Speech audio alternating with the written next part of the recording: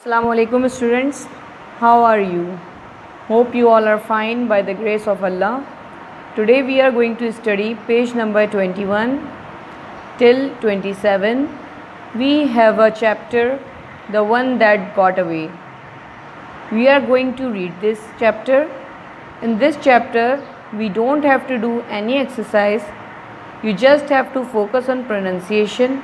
So listen carefully. Now students, open up your books, page number 21 and read after me. I am reading it for you. Students, इस chapter में हमें कोई exercise नहीं करनी है, हमें सिर्फ रीडिंग करनी है और प्रोनाउंसिएशन पर फोकस करना है. Okay students, at page number 21 we have chapter the one that got away. Now I am starting reading. And what we have to remember to bring tomorrow, Mrs. Cooper asked at 3:30. Malcolm, sitting near the back, wondered why she said we. She wasn't going to bring anything. Something interesting, Mrs. Cooper, said everyone else all together. And what we are going to do then?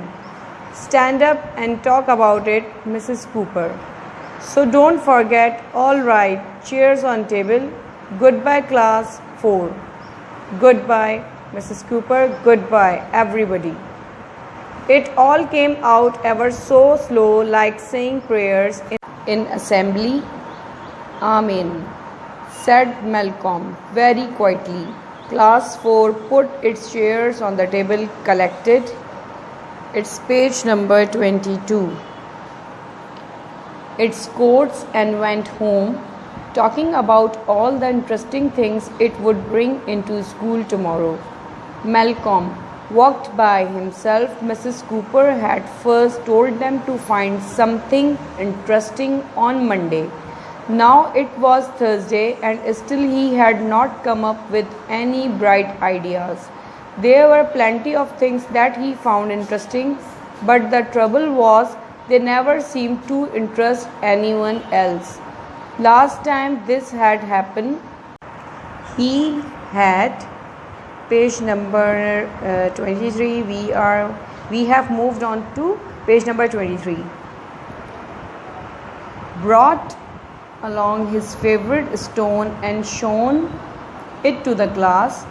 Very nice, Malcolm, Mrs. Cooper had said. Now tell us what is interesting about it. He hadn't known what to say. Surely anyone looking at the stone could see how interesting it was.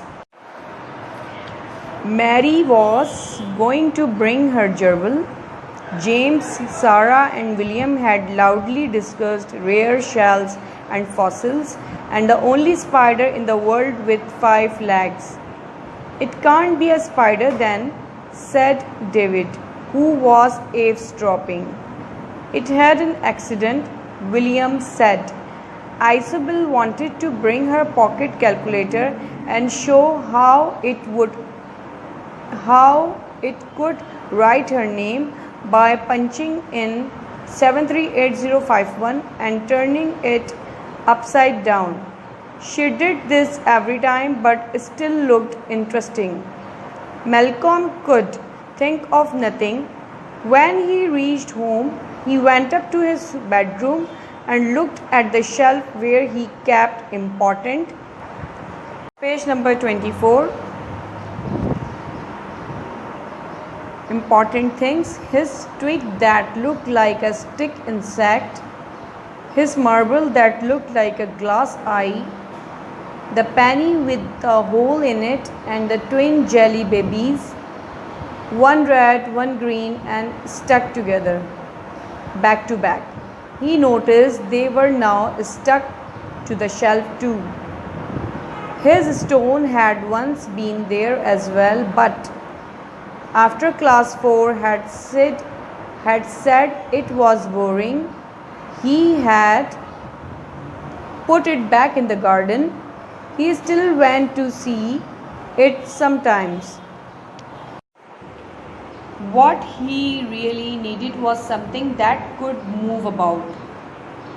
Mary's gerbil or William's five-legged spider, he sat down on his bed and began to think.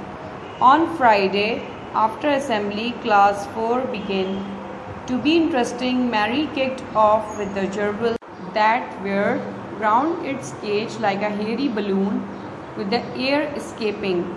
Then they saw William's lame spider, James' fossil, Jason's collection of snail shells, stuck one on top of another like the Leaning Tower of Pisa, and David's bottle beans that he had kept in an airtight, it's page number 25, airtight jar for 3 years. They were still as glossy as new shoes.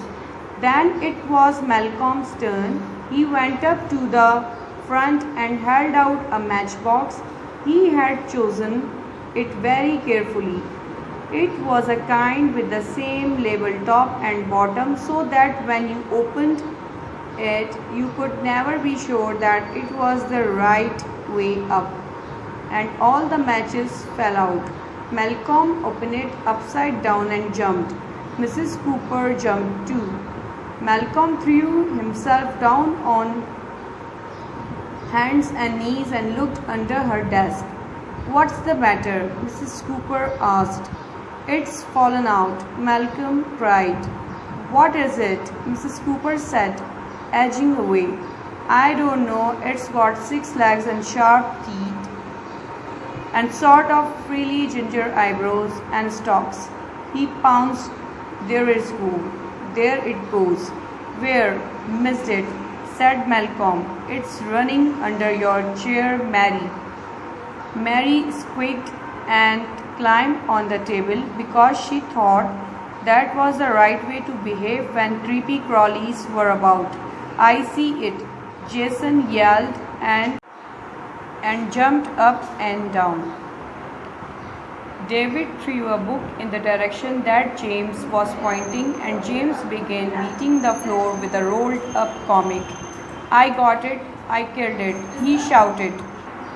"It's crawling up the curtains," Sarah said, and Mrs. Cooper, who was standing by the curtains, moved rapidly away from them. "It's over by the door," Mary shrieked, and several people ran to head it off. Chairs were overturned. It's page number 27. Malcolm stood by Mrs. Cooper's desk with his matchbox. His contribution was definitely the most interesting thing that anyone had seen that morning. He was only sorry he hadn't seen it himself. Students, you have to practice reading and you have to focus on pronunciation. Thank you. Take care.